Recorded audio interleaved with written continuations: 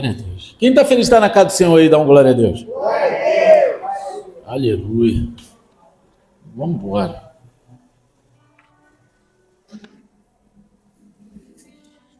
Gostaria que vocês abaixassem a cabeça, fechassem os olhos só mais um instantezinho. Senhor Deus Pai, te convidamos a tomar o teu lugar de honra, não somente nesse templo, nesse lugar físico, mas principalmente em nossas mentes, em nossos corações, conduzindo nesse instante cada mente cativa a Ti, Senhor. Que o Teu próprio Espírito Santo esteja nos ministrando essa noite, derramando sobre nós, Senhor, a certeza da salvação, de estarmos firmes na Tua graça, Senhor. Que haja cura, libertação, conversão, transformação, mas não permita que Teus filhos saiam da mesma forma que entraram. Em nome de Jesus, desde já, eu repreendo todo espírito contrário teu, toda conversa paralela, toda falta de atenção, toda andação desnecessária, tudo aquilo que vem para roubar os teus filhos, bate em retirada agora em nome de Jesus. E pela tua misericórdia nós clamamos. Conceda nos céus abertos e manifesta a tua glória nesse lugar. E se você crê nisso, diga amém. Amém. Glória a Deus.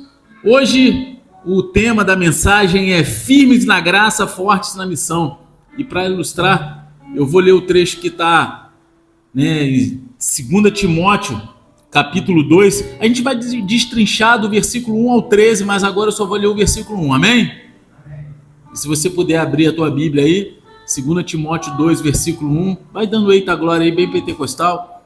Agora, se você não tiver Bíblia, não pega carona, não.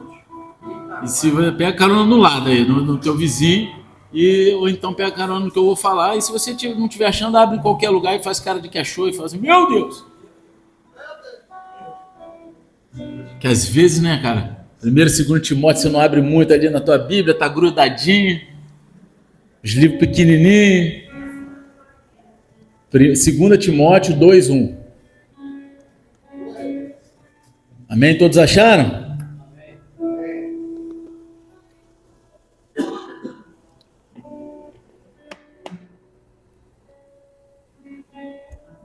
Glória a Deus. Vamos lá, e diz assim: portanto, você, meu filho, fortifique-se na graça que há em Cristo Jesus. Só até aí. Aí depois a gente vai destrinchando o resto junto, amém? Quando Paulo ele escreve essa carta, ele não está apenas passando instruções a um discípulo. Ele está liberando sobre esse discípulo um legado espiritual, como um pai que deposita no filho aquilo que ele carrega de mais precioso. Amém? É um ato de transferência de identidade, de propósito e fé. Paulo, ele não via Timóteo apenas como um jovem em crescimento, mas como alguém chamado para dar continuidade a uma missão eterna. Essa era a visão que Paulo tinha de Timóteo. A relação entre eles era marcada por amor, discipulado e intencionalidade. Eles eram intencionais. Era como se Paulo estivesse dizendo assim para Timóteo: eu não estarei mais aqui, mas a missão ela precisa continuar através de você. Vai chegar um momento, em breve, eu não vou estar mais do teu lado, mas essa missão ela precisa continuar. E você é quem vai carregar esse legado. É como se Paulo estivesse falando isso. E historicamente, Timóteo, ele vivia em um tempo hostil ao cristianismo. Ele era jovem, provavelmente com menos de 30 anos, tímido e com problemas estomacais, que a gente vê isso lá em 1 Timóteo 5, 23. Amém? Ele enfrentava resistência tanto da cultura quanto da própria comunidade de fé. Ainda assim, Paulo enxergava nele um potencial sobrenatural, não por suas habilidades, mas pela graça que estava sobre ele. Porque muitas vezes a gente não tem habilidade nenhuma, né? Mas a graça de Deus, ela vem e nos fortalece. Amém? E talvez você também se sinta pequeno diante de um chamado que aos teus olhos parece ser grande demais. Talvez você esteja cercado por pressões internas e externas e esteja até duvidando se você realmente é capaz de fazer algo. Mas assim como Timóteo, você foi escolhido não pelo que você é naturalmente, mas pelo que Deus enxerga em você no espiritual. Deus enxerga muito além do que os nossos olhos veem.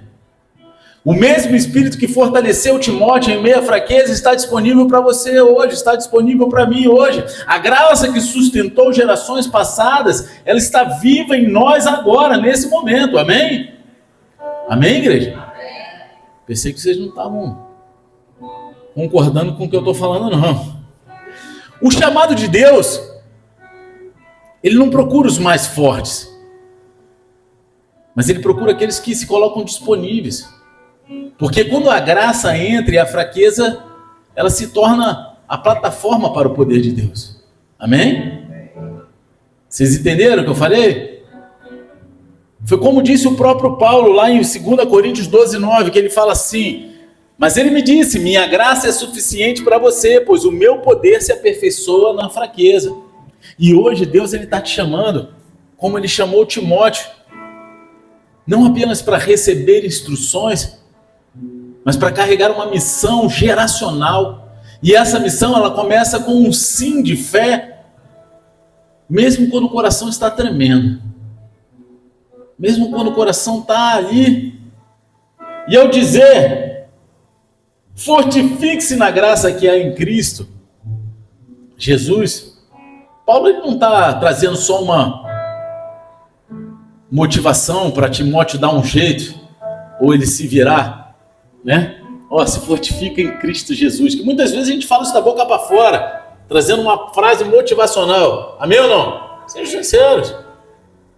Mas não é isso que Paulo está fazendo. Ele está apontando nesse momento para a única fonte verdadeira de força que sustenta os que são chamados, que é a graça. A graça é a única fonte de força que a gente tem. No original, a palavra usada é edinamó, que é formada pela junção de em e dinamis, em mais poder ou força explosiva. Então a ideia é ser revestido internamente com um poder sobrenatural. Essa é a ideia da palavra usada aqui. Ou seja, não é um esforço que vem de fora, mas é uma capacitação que brota de dentro de cada um, de dentro de um coração habitado pela presença de Cristo. Paulo, ele sabia que Timóteo ele não venceria os desafios da liderança, da perseguição ou da pressão social confiando na sua própria força. Por isso ele aponta para a fonte. Cristo, a personificação da graça. Está lá em João 1,14. E essa graça, ela não é apenas perdão pelos pecados, mas é a capacitação divina para viver o propósito de Deus em meio ao caos do mundo. A gente vive num mundo que é um caos. E sem a graça, a gente não teria como viver dentro dessa sujeira, dessa loucura, sendo diferente. É a graça da garça. Quem já ouviu falar? Não? A garça ela é branquinha, né? E ela fica no meio do mangue. E ela se suja. Quando ela sai de lá, ela continua branquinha, não continua? Não é? Você vê a garça tudo escurinha, cheia de petróleo, só quando dá uns ruins brabo, né? De vez em quando tem uns crentes também que se dá umas cambalhotas da ruim, né? Mas é a graça da garça. Talvez hoje você esteja se sentindo fraco, cansado, esgotado de tentar carregar nas suas costas um chamado que ele só pode ser sustentado pelo poder do alto, não pelo seu poder. E a graça está te dizendo hoje, a graça não é uma senhora, uma tia idosa da tua família, é a graça de Deus, amém? Porque às vezes a gente tem a dona Graça, que é a nossa tia, né? A tia Graça. Ela está dizendo para você hoje, você não foi chamado para vencer na força do seu braço, mas no poder da minha presença. É isso que Deus está falando para você hoje. A graça não é uma muleta para quem está tropeçando, não. É uma armadura para quem decide continuar. Essa força não é emocional, nem psicológica, nem física. É uma força espiritual. É a mesma força que revestiu os apóstolos, que sustentou Estevão diante da morte, lá em Atos 7, que levantou Pedro da vergonha da negação e que hoje está disponível para mim e para você. Existem pessoas aqui tentando vencer com estratégias humanas, tentando manter o ministério, a casa, os relacionamentos, a fé, com uma força que já acabou e não vai dar certo, meu querido. Só que o Senhor diz o quê? Não por força, nem por poder, mas pelo meu Espírito. Está lá em Zacarias 4:6. Não é por força nem por poder, é pelo Espírito de Deus.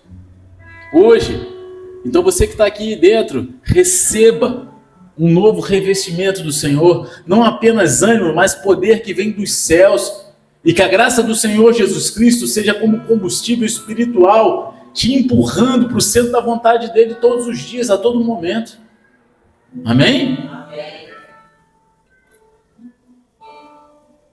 E aí no versículo 2, Paulo fala o seguinte: as palavras que me ouviu dizer na presença de muitas testemunhas, confie a homens fiéis que sejam também capazes de ensinar a outros. Isso aqui está falando do princípio do discipulado, da multiplicação através do discipulado. Nesse versículo, Paulo ele apresenta a essência da missão cristã, que é transmitir a fé como um legado vivo. Ele está dizendo a Timóteo: tudo que você recebeu de mim, repasse, e repasse a pessoas fiéis que vão fazer o mesmo. Porque não adianta você repassar o poder de Deus, as coisas que você recebe de Deus, pessoas que vão guardar e sentar em cima. É como uma pessoa que enterra os talentos. E essa é a lógica do reino. O evangelho é uma herança que se move de coração em coração. Não é para morrer ali na frente. Não fomos chamados para sermos acumuladores espirituais, mas replicadores da verdade. Quem guarda para si, paralisa o fluxo. Mas quem compartilha, ativa o ciclo da multiplicação. Cristianismo sem discipulado não é cristianismo.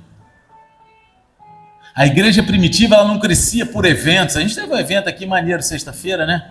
Pô, cara com um ioiô ali, pá, galera fazendo um negócio, pô, maneiro pra caramba. Mas o crescimento do corpo não vem através dos eventos. O crescimento do corpo vem através de relacionamentos intencionais. Não havia palcos, púlpitos luxuosos ou redes sociais, havia lares, mesas, caminhadas e corações dispostos. Havia lares, mesas e pessoas dispostas a estar ali compartilhando momentos juntos intencionalmente. Eles construíam templos, formavam discípulos que geravam outros discípulos, mas eles tinham um relacionamento com intencionalidade. Não era aquele encontro de quarta e domingo frio somente na igreja. O meu ministério está lá, eu vou lá, faço o meu ministério, cumprir a escala, tchau. É muito mais do que isso. Ele transborda as paredes do templo. Foi assim que o evangelho alcançou o Império Romano e atravessou os séculos até chegar até nós. Deus ele não te chamou para ser o fim da linha, mas uma ponte entre gerações. Olha ao seu redor, com quem você tem andado, quem está bebendo da fonte que Deus colocou em você. Existe alguém sendo edificado pelas verdades que você carrega? Ou você tem sido apenas um espectador do evangelho? A verdade é que ninguém amadurece espiritualmente apenas recebendo, meu querido. A gente cresce quando a gente serve. A gente multiplica quando a gente ensina. E frutificamos quando decidimos ser a resposta na vida de alguém. Porque eu posso falar o seguinte: cada um de vocês aqui é a resposta certa para a vida de alguém. Mas você tem que escolher ir. Você tem que escolher ser essa resposta. Jesus disse: portanto vão e façam discípulos de todas as nações. Isso não é uma sugestão. Jesus ele não sugeriu: se der vocês vão até lá. É uma comissão, é imperativo, é uma ordem. E o reino de Deus ele continua avançando por meio de pessoas comuns que decidem fazer da sua vida uma semente que gera frutos eternos. Não é, se der, quando eu puder. Não, Jesus ele falou: vão e façam discípulos de todas as nações. Então a gente não tem escolha. Não tem escolha. E Paulo, ele vem e usa 3 metáforas poderosas para nos mostrar que o discipulado ele não é algo passivo. ele é intencional, ele é exigente, cheio de propósito. Ele não está descrevendo 3 tipos diferentes de pessoas, mas 3 dimensões de uma vida comprometida com o reino. Quem quer mergulhar em cada uma delas aqui essa noite? Vocês querem mesmo?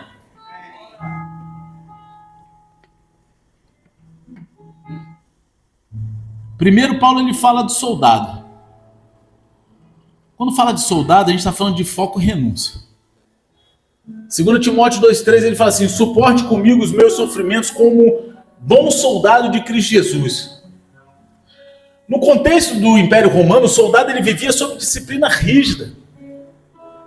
Uma vez que ele estava alistado, ele deixava para trás todos os seus interesses pessoais para viver em total obediência ao seu comandante.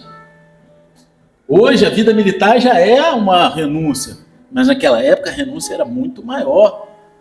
E Paulo, ele usa essa imagem para lembrar Timóteo e a nós hoje aqui nessa igreja, que quem foi chamado por Cristo não pode viver dividido entre o reino e o mundo. Há uma renúncia, há um foco. Nenhum soldado se deixa envolver pelos negócios da vida civil, já que deseja agradar aquele que o alistou, está lá no versículo 4. O chamado de Deus, ele exige mais do que fé, ele exige fidelidade. Deus, ele está levantando uma geração de soldados que não se distraem com barulhos passageiros, uma geração com foco no eterno, com um senso de urgência e missão, porque o tempo está acabando, chegou a hora da gente cortar as distrações e lembrar quem foi que te alistou. Tem muita gente perdendo tempo com as coisas desse mundo, enquanto que as coisas de Deus estão passando. E você, nós somos um soldado que fomos alistados. E aí? Quando que vai chegar a hora de renunciar? E aí vem Paulo e ele traz a outra dimensão, quando ele fala de atleta. E quando ele fala de atleta, ele está falando de disciplina e legalidade. Versículo 5, ele fala assim: sem competir de acordo com as regras, o atleta não recebe o prêmio. Paulo agora ele traz uma imagem dos atletas gregos, admirados por sua performance, mas ainda mais respeitados pela sua disciplina. Os atletas gregos, eles eram respeitados pela disciplina que eles tinham.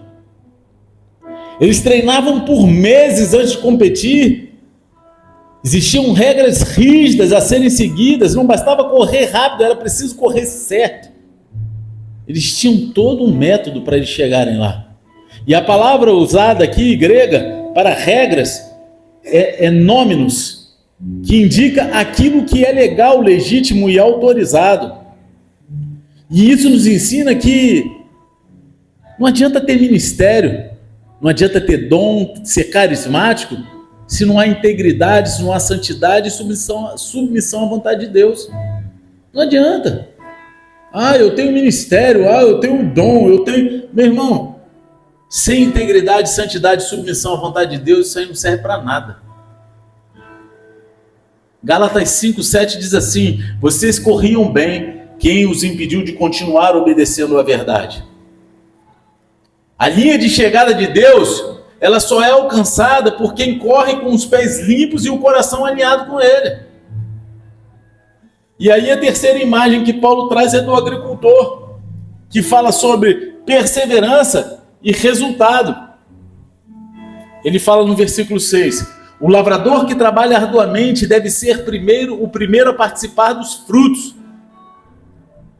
Na cultura agrícola do Oriente Médio, o lavrador ele não tinha atalhos. Tudo exigia esforço. Ele tinha que preparar o solo, plantar, proteger, regar e esperar. Quem já viu The Chosen aí? Viu quando Jesus pede para eles ficarem lá?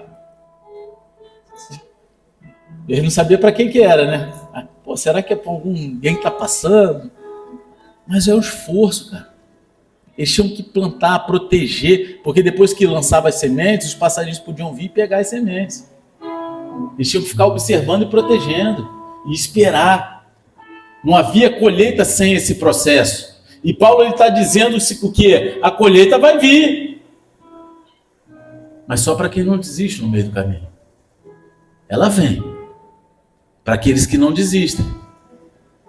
E essa é uma palavra para os cansados, os que estão trabalhando no anonimato, orando em silêncio, sem ver ainda os frutos. Só que o céu está dizendo, continue regando, continue crendo, porque vai frutificar. No tempo certo vai frutificar. Não adianta você desistir no meio do caminho. Não é porque você não está vendo o broto saindo, é porque não foi. Se o passarinho não foi lá e destruiu a tua plantação, meu irmão, está lá. Se você está fazendo a tua parte, está lá. Os que semeiam com lágrimas, com cantos de alegria, colherão. Está lá em Salmo 126, versículo 5. Na terra do reino, quem não para no plantio, celebra para a colheita. Entendeu? E essas três figuras, o soldado, o atleta e o agricultor, eles nos lembram que o discipulado exige renúncia, integridade e perseverança. Cada uma aponta para uma área vital da caminhada cristã. O soldado nos chama a fidelidade, o atleta nos chama a santidade, o agricultor nos chama a constância. Deus ele não está procurando apenas crentes. Ele está formando discípulos maduros que entendem que seguir Jesus é uma missão para a vida toda. Não é uma corrida de 100 metros. É uma maratona. Vocês já viram? Bota um cara aqui, campeão de uma corrida de 100 metros, para disputar a maratona, para ver o que acontece. Não vai. Ele vai morrer rapidinho. Vai abrir o bico, vai cansar, vai se rastejar. Então se prepare para uma longa jornada. Porque ela não é vapt-vupt.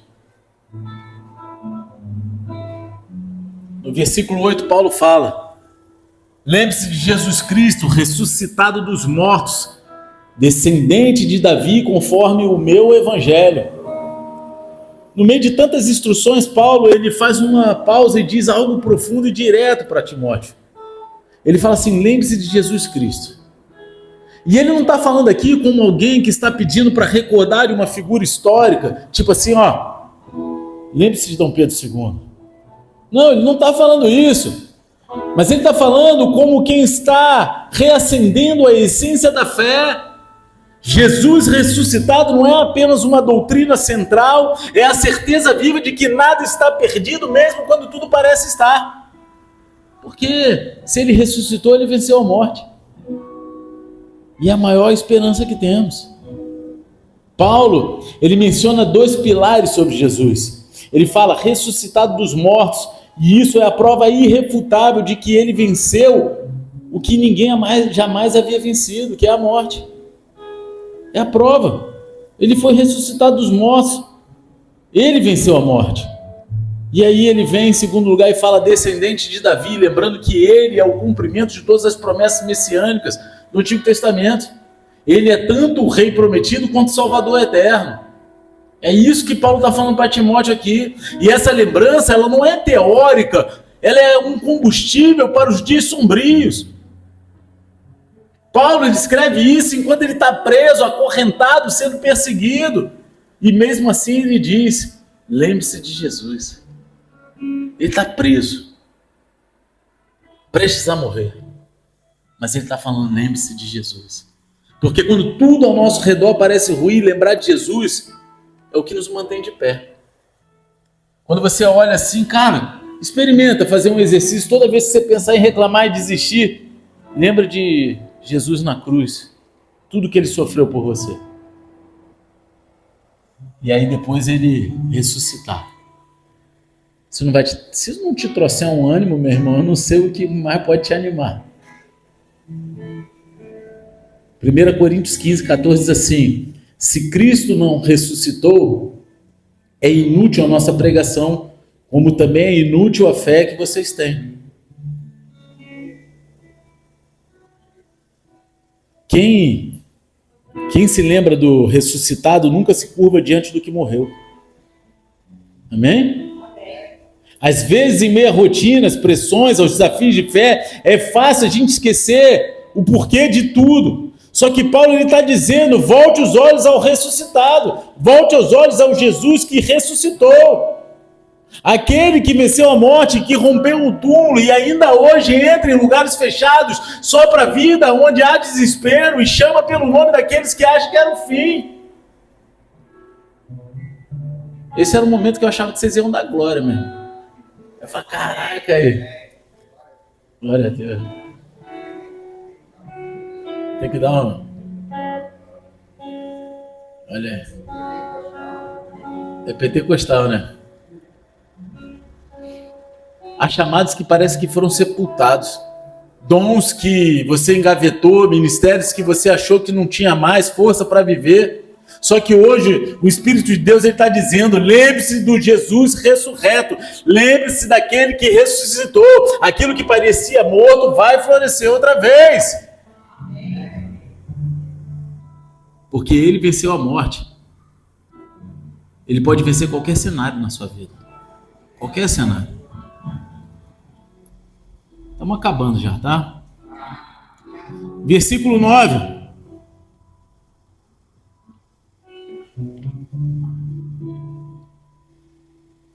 Paulo fala assim, pelo qual sofro, e até estou preso como criminoso, contudo a palavra de Deus não está presa. Paulo está acorrentado numa prisão romana, tratado como criminoso, à beira do martírio. Aos olhos humanos, tudo parecia ter chegado ao fim. Mas ele escreve com uma certeza inabalável. Porque a palavra de Deus ela não está presa. Ele está preso, mas a palavra não. Historicamente, Paulo ele estava enfrentando a segunda prisão em Roma. Dessa vez, ele não tinha a mesma liberdade da anterior. A primeira prisão ele tinha liberdade, era cheio de regalia. Mas essa não, essa era mais rígida. Agora ele está isolado, aguardando a sentença de morte. No entanto, o que sai de sua pena que escreve não é desespero, é convicção. Porque o evangelho ele não depende de circunstâncias favoráveis para continuar avançando, muito pelo contrário. O evangelho não pode ser cancelado por cadeias, censurado por impérios ou silenciado por perseguições. Desde os tempos antigos, impérios tentaram calar a verdade, Babilônia, Pérsia, Roma, regimes modernos, mas toda vez que eles tentaram calar, prender a palavra de Deus, ela se espalhou com ainda mais força. É quando o povo de Deus apanha mais que a palavra se propaga mais. Vocês já perceberam isso? Quando tem tempo de regalia, as heresias começam a ser inventadas. Quando tem tempo de muita bonança, aí os caras começam a botar frouxura e inventar heresia. Não é não, professor? Infelizmente, essa é a verdade. Isaías 40:5 diz assim, porque a boca do Senhor o disse. É a boca de Deus. E nós somos a boca de Deus pelo mundo. A gente precisa abrir a boca, a gente precisa propagar a verdade, sem heresia. A gente precisa discipular e ser discipulado. A gente precisa fazer discípulos, porque a palavra de Jesus ordenou, ele não sugeriu, como eu falei aqui no início. A gente não pode sujeitar isso a nossas circunstâncias, ou as circunstâncias que a gente está vivendo. Circunstâncias econômicas, políticas, financeiras. É nessas circunstâncias que a palavra precisa ser pregada. A palavra precisa ser pregada, amém? O que Deus fala, ninguém desfala, meu querido. O que Ele falou, está falado. Talvez hoje você esteja se sentindo limitado, emocionalmente, financeiramente, espiritualmente. Pode ser que haja circunstâncias tentando calar o que Deus colocou em você, mas ouça uma coisa. A promessa que Deus liberou sobre a sua vida, ela não está acorrentada. A promessa que Deus liberou sobre a vida de cada um aqui dentro, ela não está acorrentada. O propósito dele não está em pausa. As grades que o inimigo tenta levantar ao seu redor, eles não têm poder para conter aquilo que é eterno na tua vida, meu querido. Quando o homem tenta prender o mensageiro, Deus liberta a mensagem com ainda mais força. Está entendendo? O homem ele pode tentar prender o mensageiro, Mas Deus, ele vem e liberta a mensagem com mais força ainda. O Espírito Santo, ele está dizendo, você pode estar passando por um tempo estreito, mas aquilo que eu plantei em você vai frutificar e ninguém vai poder aprisionar aquilo que eu liberei sobre a tua vida. É isso. E para acabar, no versículo 13. Quem diz? Tá acabando, eu tô com dor hoje, cara, tô com dor. Misericórdia. Ah, tá bom. Versículo 13 diz assim: se somos infiéis, ele permanece fiel, pois não pode negar-se a si mesmo. Paulo, ele encerra essa sessão com uma das declarações mais poderosas e reconfortantes da fé cristã. Porque Deus, ele é fiel mesmo quando não somos. Mesmo quando a gente é mó vacilão, Deus é fiel. Mesmo quando tu não merece nada, ele continua sendo fiel.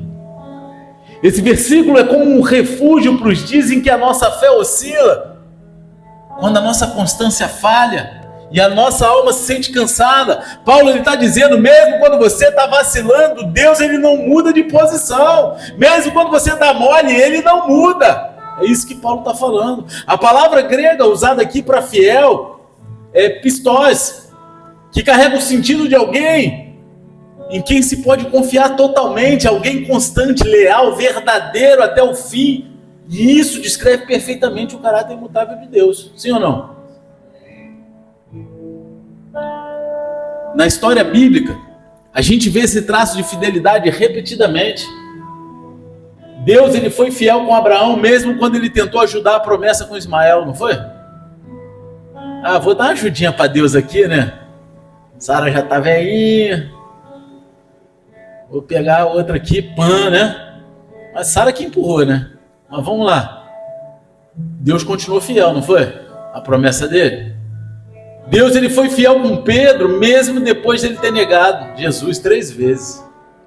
Tu me amas, Pedro? Deu a chance dele declarar que amava Jesus depois 3 vezes. Foi fiel com Israel mesmo após tantas quedas e continua sendo até hoje, né? Não é? E com você?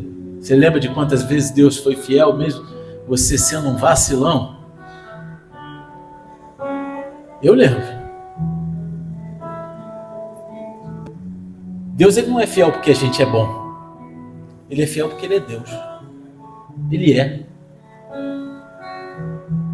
Ele não muda com as estações da nossa alma, porque ele não pode negar-se a si mesmo. Ele não é que nem a gente, que um dia está bem, o outro está mal. Um dia a gente ama todo mundo, outro dia a gente odeia o mundo e quer matar todo mundo. Um dia a gente sai feliz e alegre, no outro dia a gente é o Pink e o cérebro querendo dominar o mundo, né? Cheio de maldade no coração. Números 23:19 diz assim: Deus não é homem para que minta, nem filho do homem para que se arrependa. E essa verdade, ela deve encher os nossos corações de esperança. Você não está sendo sustentado pela sua força, ou pela sua performance espiritual, ou porque você ora bonitinho. A coisa... Me perdoe se alguém aqui faz isso, tá? A coisa mais ridícula que eu acho é quando o cara vai para um monte orar e pede para alguém ficar fumando ele. Já viu? Já viu o nego posta isso? Não tô falando mal de ninguém assim não, tá? Tô falando que é feio, né, cara? É um momento secreto, meu irmão. Né? Aí nego quer, o cara quer filmar. Meu irmão, não é porque a gente ora bonitinho, que a gente faz pose bonita na hora de desenrolar o manto. Não é por isso que ele sustenta a gente. O que te sustenta é a fidelidade de Deus. Não é o quão espiritual você possa parecer na frente dos outros. O que te sustenta é a fidelidade dele, que permanece de pé mesmo quando você cai de joelhos. A fidelidade de Deus, ela é o chão firme debaixo dos pés de quem tropeça, mas ainda deseja assim mesmo continuar. Talvez você tenha falhado, recuado, ou até mesmo esfriado. Mas Deus, Ele não cancelou aquilo que Ele prometeu sobre a tua vida. Ele continua fiel à palavra dEle e ao propósito que Ele liberou sobre você. Eu não sei quais promessas Deus tem sobre a tua vida. Eu sei que quando eu tinha 9 para 10 anos, Deus liberou uma promessa que ela está se cumprindo. Muitos anos depois ela começou a se cumprir. Eu tive que quase morrer, dormir dia na cadeia, apanhar um pouco, bater um pouco. Mas Ele não esqueceu. A promessa estava lá. Ele não cancelou porque eu desviei do propósito, ou porque eu cansei, ou porque minha vida estava difícil. Ela continuou liberada sobre a minha vida. Qual promessa tem sobre a tua vida, sobre a tua casa, sobre a tua família? Que Deus está trazendo à tona essa noite. Hoje, Deus está nos convidando a viver empoderados pela graça dEle, cheios do poder. Ele está nos convidando a viver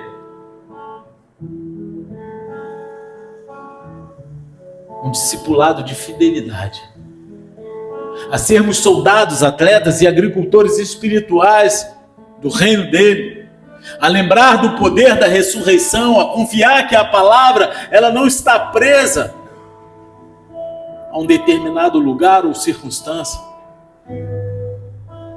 Ele não está nos convidando a descansar na fidelidade dele. Fica de pé. Baixa a cabeça e fecha teus olhos em nome de Jesus.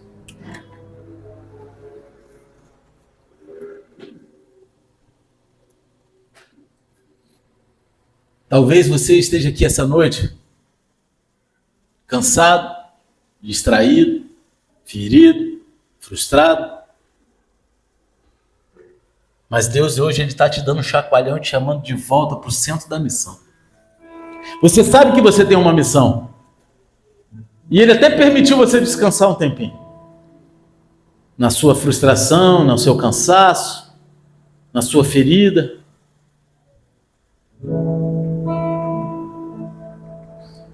Mas Ele, nessa noite, Ele está liberando força, visão e graça sobre a tua vida. Para um novo tempo na presença dEle. E se você sabe que essa palavra foi com você, Deus Ele quer liberar uma ativação espiritual sobre a tua vida, que há um fogo novo sendo aceso no seu coração. Há uma chama nova vindo sobre a tua vida, sobre a tua casa, sobre o teu ministério. E você não vai parar aqui. Deus Ele está falando que você vai até o final com poder e graça. E se você sabe que essa palavra gritou no teu coração, você sabe que Ele está gritando o teu nome essa noite toda. Sai do teu lugar e vem até aqui à frente. Porque Deus, Ele quer te ativar espiritualmente. Ele quer reativar ministérios, dons. Tem mais pessoas aqui precisando sair do lugar. Não tenha vergonha, não tenha medo. Apenas deixa Deus conduzir o teu coração. Você sabe que você tentou pausar aquilo que Deus tinha na tua vida.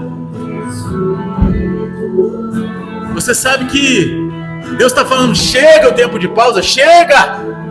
É tempo de viver minhas promessas, diz o Senhor. É tempo de mergulhar no profundo.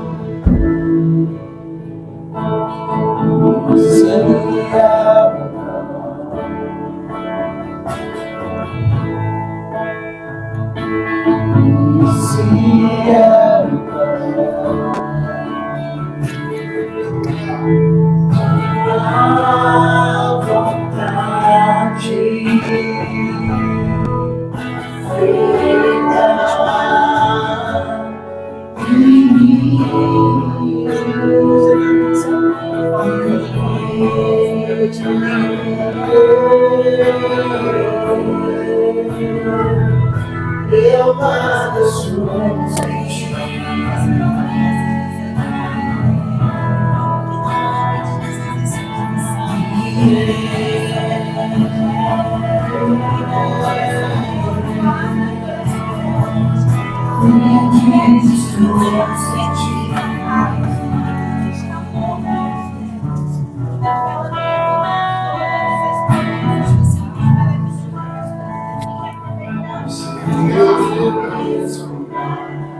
Deus está me mostrando aqui pessoas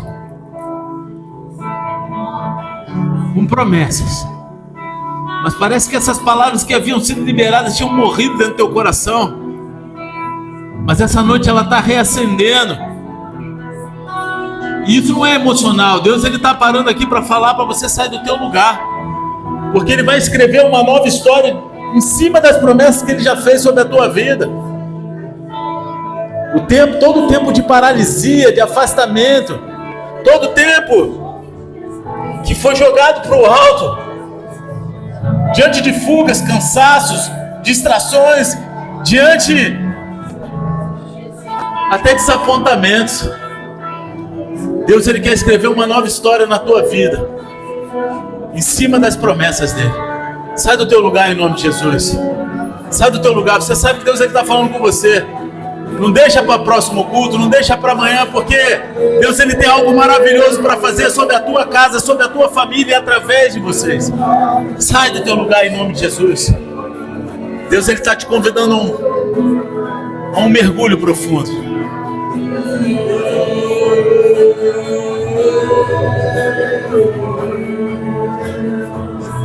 Perdido estou sem ti.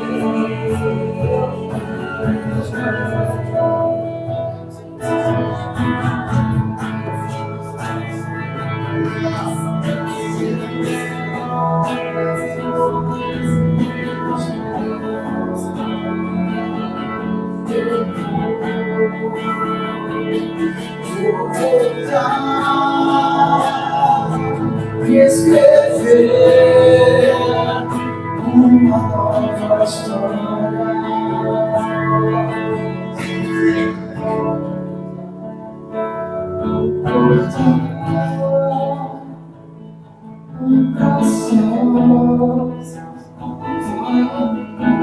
Sejam cheios do Espírito Santo. Sejam cheios do Espírito Santo. Lembre-se de Cristo ressuscitado, filho de Davi.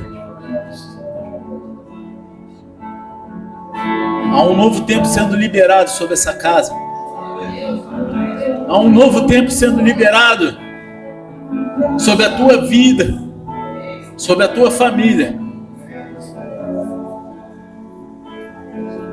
Firmes na graça, fortes na missão.